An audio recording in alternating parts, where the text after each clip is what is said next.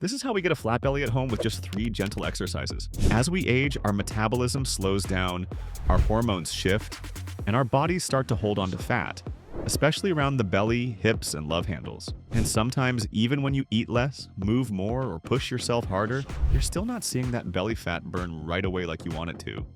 Why? Because this is the body's way of staying efficient. Research published by NCIB shows storing fat around your center of mass is actually your body's most energy-efficient strategy for survival. So when you're burning fat, your body takes it from your arms, legs, and face first, like readily accessible funds. But when you're over 50, reducing belly fat gets even more challenging. Studies show that the transversus abdominis, that deep core muscle acting like your body's natural corset, tends to lose activation with age. These, along with shifts in surrounding structures, make it harder to keep your belly pulled in. Meanwhile, your fascia becomes less elastic, your ribcage shifts forward, and your pelvis tilts. These postural changes create a protruding belly appearance even if you haven't gained a single pound. Most people try to fight this with crunches, planks, and intense workouts. But fighting biology with outdated methods can actually worsen the problem for mature adults. So today I'm going to show you 3 exercises that work with your body's biology, not against it. These movements specifically target the deep core deactivation and postural changes that happen after 50. No crunches that strain your neck. No planks that stress your lower back. No gym equipment required. These exercises address the root cause of belly protrusion in mature adults, the disconnection between your nervous system and your deep, stabilizing muscles, combined with age-related postural adaptations. You can do them at home in 10 minutes a day, and they're designed specifically for how your body functions now, not how it worked decades ago. The first exercise is called abdominal compression breathing. This technique specifically targets the deep transverse abdominis muscle, the one that acts like a natural corset and literally pulls your belly inward for that flat appearance. Studies show that the majority of people over 50 have lost the ability to properly activate this muscle. But it's not weak, it's just disconnected. This exercise rebuilds that mind-muscle connection while teaching your body to keep your belly naturally flatter all day long.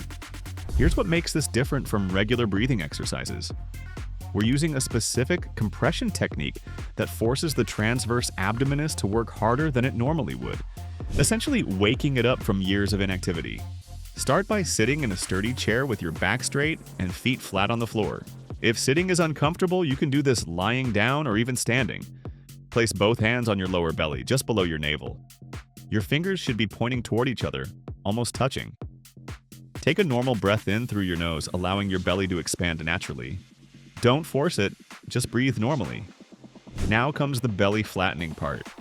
As you exhale slowly through pursed lips, use your hands to gently but firmly compress your lower belly inward and upward. You're essentially helping your abdominal muscles do what they should be doing automatically. But here's the key.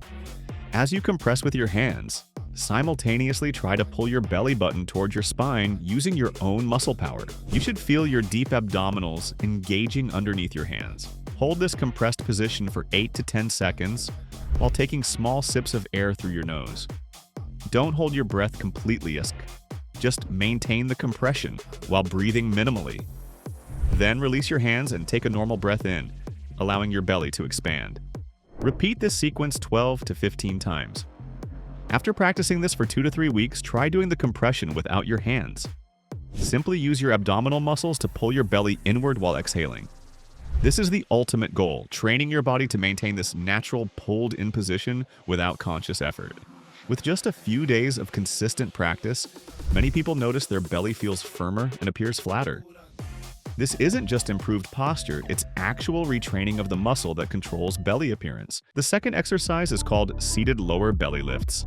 This movement specifically targets the lower abdominal muscles that are responsible for pulling your belly flat and inward, the exact area where most people over 50 notice sagging and softness. This exercise is perfect if you have trouble getting down on the floor or prefer to sit in a chair. It works the lower abs while keeping your spine safe and supported, making it ideal for people with back concerns or mobility limitations. Unlike traditional leg lifts that can strain your hip flexors and lower back, this seated version allows you to focus purely on abdominal muscle activation without putting stress on vulnerable areas. In order to perform this exercise properly, start by sitting on a sturdy chair with your back straight and both feet flat on the floor. Place your hands on the sides of the chair for balance and support. Your grip should be light. You're using your hands for stability, not to pull yourself up. Now, lift your right knee toward your chest slowly, as high as you comfortably can. The key word here is slowly. This isn't about speed or momentum. You should feel your belly tighten and your lower abdominal muscles engage as you lift. Hold your knee in the lifted position for 2 to 3 seconds, focusing on keeping your abdominal muscles contracted. Then lower your legs slowly back to the starting position with the same controlled movement. Now lift your left knee the same way, maintaining the same slow, controlled pace. You should feel the same tightening sensation in your lower belly. Alternate legs for 10 to 12 lifts on each side. Make sure you're not leaning backward or swinging your body to create momentum. The movement should come from your lower abs doing the lifting work, not from rocking or using your back muscles. If you can't lift your knee very high at first, that's completely normal and okay. Even a small lift makes a significant difference over time. Your range of motion will improve with consistent practice. If the single leg version becomes easy, try lifting both knees at once. This advanced variation really targets the deep core muscles and adds an extra challenge once you're ready. Hold both knees up for 3 seconds, then lower slowly with control. You can also increase the hold time at the top of each lift, working up to 5-second holds as your strength improves. Practice this exercise daily and you'll notice improved muscle tone and a firmer feeling in your lower belly within just a few weeks. The third exercise is the churning mill pose. One big reason many people struggle with lower belly fat is that their core muscles aren't active enough, and their hips and thighs stay stiff from sitting too much. The churning the mill pose is a seated movement from yoga that works your belly, hips, and thighs all at the same time. Start by sitting on the floor with your legs stretched out wide in front of you. Sit up as tall as you can. Don't slouch. Now, clasp your hands together and stretch your arms out straight in front of you. Imagine you're holding a big stirring stick and you're about to stir a large pot in front of you. That's the motion we're doing. Begin making big circles with your upper body as if you're churning that pot. Go clockwise first. As you lean forward and to the side, breathe out. As you lean back and come around, breathe in. This helps you stay relaxed and also makes your belly muscles work better. Do about 8 to 10 circles slowly in one direction, then switch and do the same thing anti-clockwise. As you move, you should feel a stretch in your belly, hips, inner thighs, and lower back. This exercise helps with belly fat, improves blood flow, and makes your lower body more flexible. Now let's talk about some common mistakes. A lot of people round their back or drop their chest while doing this. That takes the effort away from your belly and puts it into your shoulders. So always sit up tall while moving. It's okay if your circles are small at first. Just stay upright. Another mistake is using only your arms to make the circles. But this isn't an arm exercise. The movement should come from your waist and upper body. Let your hands follow, not lead. If sitting on the floor is uncomfortable, you can sit on a cushion or folded blanket to lift your hips a bit. That makes it easier to sit up straight. And if the big circles feel too hard, start with small half circles. Just lean forward and move from side to side. You'll get better over time. Try doing this for 1 to 2 minutes in each direction, once in the morning and once in the evening. It's a simple move, but it can make a big difference in how your belly, hips, and back feel. When most people think about getting a flat belly, they immediately jump to crunches or cardio. But what we've done today is very different and far more effective, especially for those over 50. These 3 exercises go straight to the root of the problem. Abdominal compression breathing reconnects you to the deep core muscles that literally pull your belly inward from the inside.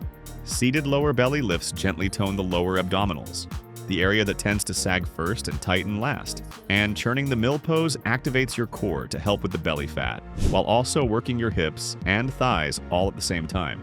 You're not just exercising, you're retraining the way your body holds itself, breathes, and moves. That's how real change happens. Not overnight, but through consistency and control. So, which of these exercises feels most manageable for you to start with today?